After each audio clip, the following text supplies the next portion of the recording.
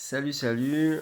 Donc on a vu dans les Mishnah précédentes le fameux éther de Sadé Ilan Il y a ce qui s'appelle un champ d'arbre. Donc c'est pour qu'il s'appelle un champ d'arbre, il faut qu'il y ait trois arbres et du coup on dit que ça bonifie les arbres et ça bonifie pas la terre. Donc il y a une permission de labourer ce champ c'est à la veille de la Shuit. Maintenant, à savoir, qu'est-ce qui s'appelle champ d'arbres. Donc on a vu qu'il fallait trois arbres qui puissent produire une quantité de figues. Donc dans la Mishnah Dalet, a priori, ça devait produire... désolé, je retrouve ça. Ça devait produire Kikar Devela, un pain de figue, d'une valeur de 60 manées. C'était la Mishnah Gimel. Donc on est toujours dans cette permission du champ d'arbre depuis le début de la Masechet, hein. Donc on est en plein dedans. Donc on a vu les Mishnah Dalet He à ce propos. Et donc là on attaque la Mishnah Vav. Donc oui, on avait vu dans cette permission qu'il y avait aussi, c'était quantifié s'il y avait de 1 à 3 arbres, de 3 à 9 et à partir de 10. Donc on avait vu dans la Mishnah Dalet s'il y avait un seul arbre qui produisait le fameux pain de figue et deux autres arbres qui produisaient pas le pain de figue. Du coup on pouvait faire que Kimlo Revesalo, que autour de l'arbre. Et par contre de 3 à 9, alors là on est content, c'est le fameux champ d'arbre. Donc du coup on dit qu'on n'est pas du tout en train de bonifier la terre, mais on est en train de bonifier l'arbre, donc c'est bon, ça passe. Et on avait dit également que à partir de 10, il n'y avait plus de quantité de production d'une quantité de figues, de 60 zouz là ou manées. C'était tout simplement sans besoin de voir la quantité en fait. Uniquement le fait qu'il y ait 10 arbres dans le champ de 50 amotes sur 50 amotes, ça suffisait. Donc on en est à peu près là. Mishnah. Alors là on va attaquer la Mishnah. La Mishnah Vav, pardon. Oula. Alors la Mishnah Vav, elle nous parle de ce qui n'est pas des arbres. Ça parle des nétiotes, des pousses. Ça veut dire que c'est des jeunes arbres. Alors, Esséa, Netiot, Mefuzarot, Betor, Betsea. Donc, on va essayer de retrouver encore une permission de ce qui va être le Sadé Ilan, un champ d'arbres. Sauf que là, on n'a pas affaire à des arbres vieux, mais c'est des jeunes pousses, des jeunes plants. Donc, 10 plants, Mefuzarot, éparpillés, Betor, Betsea, dans le Betsea, le fameux Betsea. Donc, c'était 50 coudées sur 50 coudées.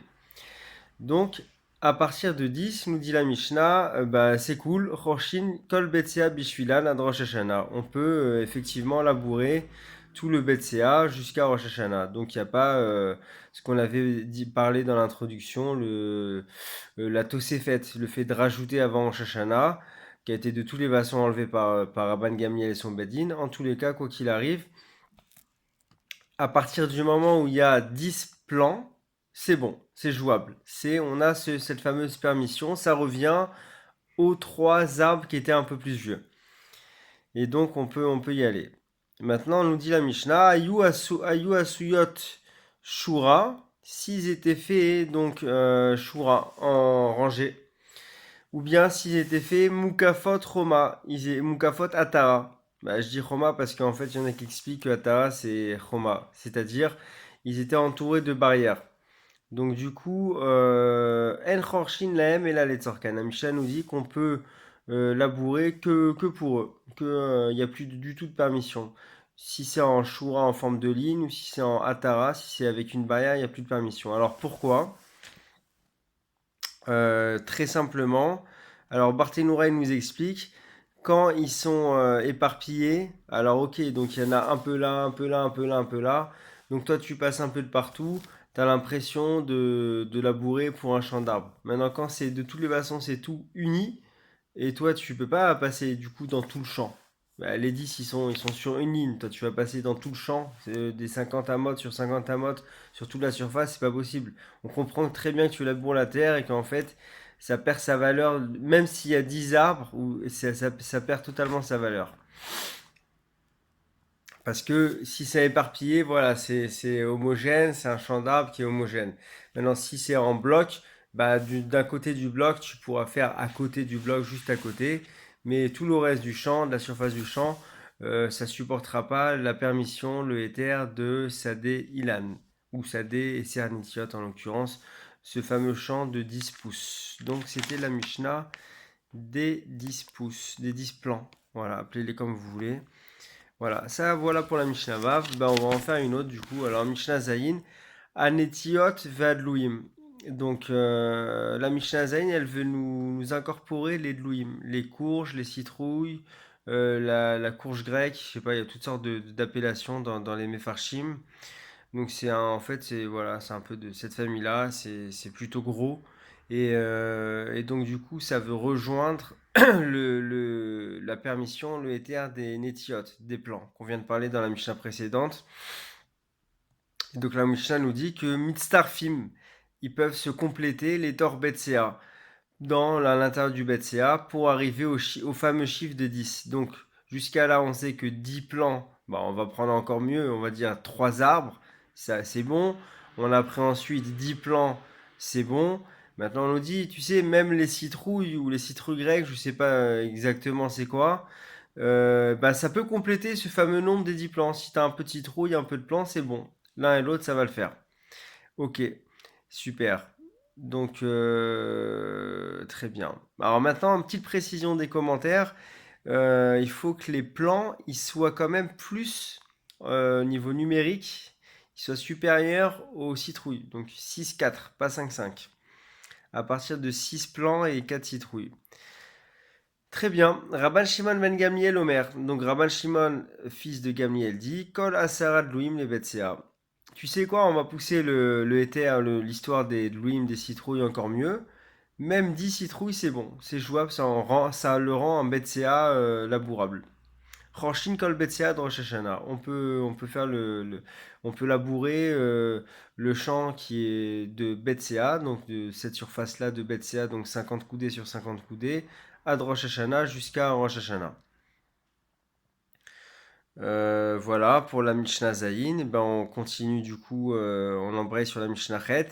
Ad Edematai, Nikreu Netiot, très intéressant. Bah, tu me dis qu'il y a des jeunes pousses, des jeunes plants et des grands arbres, vieux arbres, donc c'est quoi la limite un peu entre le jeune et le vieux? Donc Adematai, Nikreu Netiot, jusqu'à quand on les appelle les plants? Alors là, il y a plusieurs avis dans cette Mishnah. Rabbi Elazar ben Azaria Omer. Donc Rabbi Elazar ben Azaria, vous devez vous en rappeler, dans Pessar, vous le retrouvez dans la Gada. Donc Rabbi Elazar ben Azaria, il dit Hachiacholou. Alors Chiacholou, jusqu'à qu'ils sortent au Choulin, nous explique Barthénoura. C'est-à-dire, l'arbre, il y a le Issour de Orla, donc les 3 premières années, l'arbre, les fruits d'un arbre sont interdits à la consommation. La 4e année, il y a ce qu'on va appeler Netar Evaï, il faut manger ces fruits à Jérusalem. Et donc, c'est à ce moment-là, pendant la 4e année, bah, si vous voulez, qu'on va ou monter les fruits à Yerushalayim, les manger, ou bien on va les racheter. C'est-à-dire, on va passer l'Akdoucha sur de l'argent, et cet argent-là, on va ensuite, par la suite, la monter et acheter des choses à Jérusalem, là-bas, avec l'Akdoucha de cet argent-là. Quoi qu'il arrive, ces jeunes plants, il faut qu'ils passent, donc ils sont tout jeunes, ils sont plantés, il faut qu'ils poussent et qu'ils passent 4 ans. Dès lors qu'ils ont ces 4 ans, et ben du coup, et qu'on les rachète, c'est bon. Alors, c'est marrant parce que c'est pas uniquement 4 ans en fait, c'est concrètement, faut racheter. Il faudra aller les racheter. Vimlopéda nous dit le Barthénoura, si on les a pas rachetés la 4e année, donc finalement ils vont sortir automatiquement, ils vont perdre leur doucha, donc les 3 ans, 4 ans c'est fini, il n'y a plus rien. Après la 5e année c'est complètement moutard, permis à la consommation. Bah effectivement, si on les a pas rachetés, on attendra la 5e année pour que ça va sortir du statut de neta, de plan, et ça va passer en vieux arbre. Donc finalement c'est lié, intrinsèquement lié au din de Neta Réveil, de savoir au din de l'Akdoucha, si l'Akdoucha elle est sortie. Donc ça c'est l'avis de Rabbi Lazar ben Azaria qui relie l'appellation de jeune plant ou vieux arbre au fait que est-ce que c'est sorti au Choulin, est-ce qu'il y a plus, ça a perdu sa gdoucha. D'accord. Maintenant, Rabbi Yehoshua Omer, Bat Sheva Shanim. Rabbi Yehoshua a dit, il faut que c'est 7 ans. Alors, Bat Sheva Shanim, alors, très intéressant, le Katim me ramène une Tosefta qui explique que pour les oliviers, c'est 7 ans, effectivement, mais pour les figuiers, c'est 6 ans. Et pour les figues, c'est 5 ans. Donc voilà. Donc il y a un petit complément au niveau de la Tosefta. 7 ans, 6 ans, 5 ans. En tout cas, lui, il va plus loin, il pousse plus loin le bouchon. Maintenant, il y a Rabbi Akiva Omer. Donc Rabbi Akiva qui dit Netia Kishma. Non, pas du tout, c'est comme nous-mêmes. Enfin, j'imagine que vous aussi vous avez compris comme ça. Netia, bah, du moment qu'on l'appelle Netia, du moment que c'est un plan, les gens ils observent, ils disent ah ouais, il y a le jeune plan là, le petit arbre, quoi, le petit arbuste.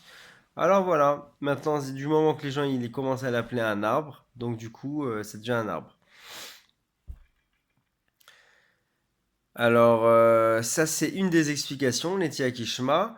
Il y en a une autre que le Barthénois ramène, Batchenata, Kerouya Netia. Netia, c'est une pousse, et ben Kishma, apparemment, c'est 1 an. Je sais pas, c'est comme si on dirait un nourrisson, c'est 1 an, voilà, je sais pas.